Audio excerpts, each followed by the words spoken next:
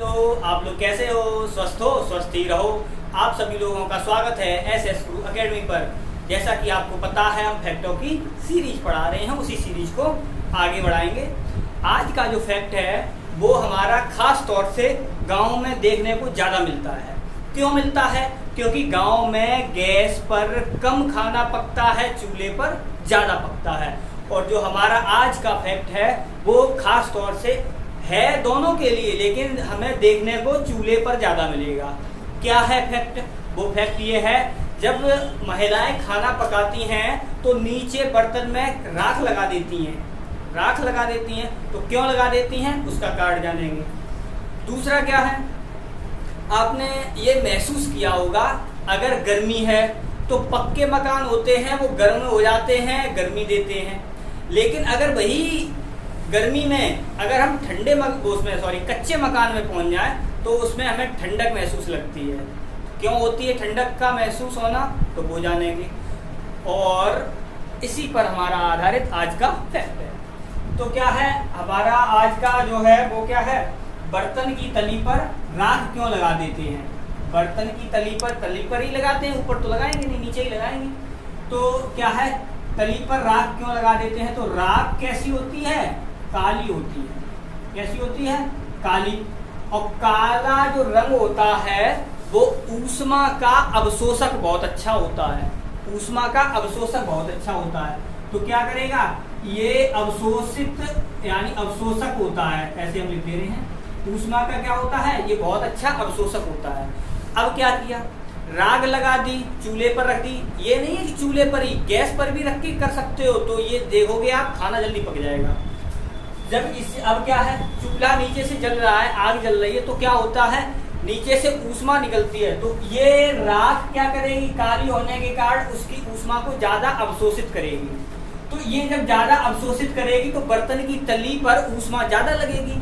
जब बर्तन की तली पर ऊष्मा ज्यादा लगेगी तो उस कंडीशन में क्या होगा, जो बर्तन है वो ज्यादा गर्म होगा। जब ज्यादा गर्म होगा तो उसमें रखी हुई वस्तु भी क्या होगी, जल्दी पक जाएगी। जल्दी पक जाएगी। तो क्या है, राख काली होने के कारण ऊष्मा की अच्छी अवशोषक होती है। जब आग जलेगी नीचे से तो क्या होगा, ऊष्मा को ज्यादा से ज्यादा अवशोषित कर लेगा वो कौन, राख। ठीक, राख जब ज्यादा अवशोषित करेगी तो बर्तन जल्दी गर्म होगा। जब बर्तन गर्म जल्दी होगा तो क्या है, वस्तु जल्दी पक जाएगी। और क्या है, काला रंग आया है यहाँ पर। तो और ऐसा ही क्या होता है, लाल रंग भी ऊष्मा का बहुत अच्छा अवशोषक माना जाता है। क्यों? अब यहाँ पर देखो, इसीलिए आपने ये देखा होगा, गर्मियों में लोग होते हैं वो काले कपड़े नहीं पहनते हैं और ना ही लाल कपड़े पहनेंगे। क्यों नहीं पहनते हैं? क्योंकि ये ऊष्मा के कैसे हैं, अच्छे अवशोषक हैं। अगर इन्हें पहन के आप धूप में चलेंगे तो आपको घमौरियां बहुत जल्दी हो जाएंगी। इसीलिए गर्मियों में कपड़े कैसे पहने जाते हैं, सफेद। और सफेद क्यों पहने जाते हैं, सफेद इसलिए पहने जाते हैं क्योंकि जो सफेद रंग होता है वो ऊष्मा का अच्छा परावर्तक होता है। क्या होता है, ऊष्मा का अच्छा परावर्तक होता है। कहने का मतलब क्या है, इस पर जितना प्रकाश पड़ेगा उसमें ज्यादा से ज्यादा वो रिफ्लेक्ट कर देगा, यानी हटा देगा, यानी जो किरणें आ रही हैं परावर्तित कर देगा, बाहर निकाल देगा।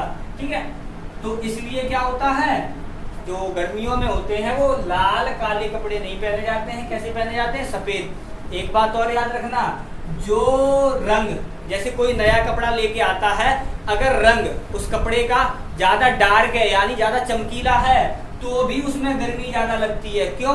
उसका रीजन यही होता है कि जो नया कपड़ा होता है या जो चमकीला कपड़ा होता है ऊष्मा का अवशोषक ज्यादा होता है। ये भी याद रखना। और क्या है, आपने ये देखा है कि गर्मियों वाला फैक्ट पर आते हैं वो अपने वे। तो क्या होता है, जो मिट्टी होती है, जो कच्ची मिट्टी, अब देखो यहाँ पर एक है कच्ची मिट्टी और एक है पक्की मिट्टी। पक्की मिट्टी का मतलब क्या है, पक्की ईंट लिख ले रहे हैं हम। ठीक है, तो कच्ची मिट्टी में क्या होता है, कच्ची मिट्टी जो होती है वो ऊष्मा की कैसी होती है, कुचालक होती है। कैसी होती है, कुचालक होती है। और पक्की ईंट होती है वो कैसी होती है, सुचालक होती है। ठीक है, कुचालक का मतलब क्या हुआ, अभी बताते हैं आपको कुचालक का भी मतलब। तो क्या है, कुचालक का मतलब ये होता है, अब यहाँ से क्या है, देखो कुचालक का मतलब ये है कि ये इस पर अगर हम गर्म डालें, यानी कहने का मतलब है आग जलाएं, तो ये गर्म तो होगा लेकिन बहुत टाइम लेगा, बहुत टाइम लेगा। ऐसे ही अगर हम इसे ठंडा करेंगे तो ये ठंडा होने में बहुत टाइम लेगा, ज्यादा टाइम लेगा। लेकिन इसमें क्या होगा, अगर हमने इसे गर्म किया तो ये जल्दी गर्म हो जाएगा, और अगर इसे हम ठंडा करेंगे तो ये जल्दी ठंडा हो जाएगा। इसीलिए क्या होता है, अब जैसे गर्मी है तो गर्मी में मैंने इसमें क्या बताया है, ये गर्म बहुत टाइम में होगा, जाके काफी टाइम लगता है। तो इसीलिए जो मिट्टी होती है वो धीरे धीरे गर्म हो पाती है।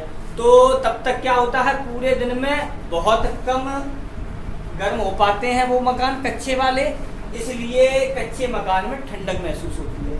ये क्या है, जल्दी ऊष्मा अवशोषित कर लेगा, तो इसीलिए क्या है, मकान बहुत जल्दी गर्म हो जाएगा। जब मकान जल्दी गर्म हो जाएगा तो वो जो टेम्परेचर ऊपर से आ रहा है वो अंदर भी जाएगा फिर, तो इसीलिए क्या होती है, पक्के मकान में गर्मी ज्यादा लगने लगती है।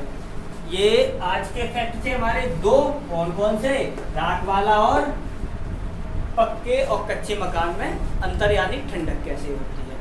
तो अगर आपको वीडियो पसंद आया हो तो वीडियो को लाइक करें, चैनल पर नए आए हो तो चैनल को सब्सक्राइब करें और अपने दोस्तों के साथ शेयर करें। बाय।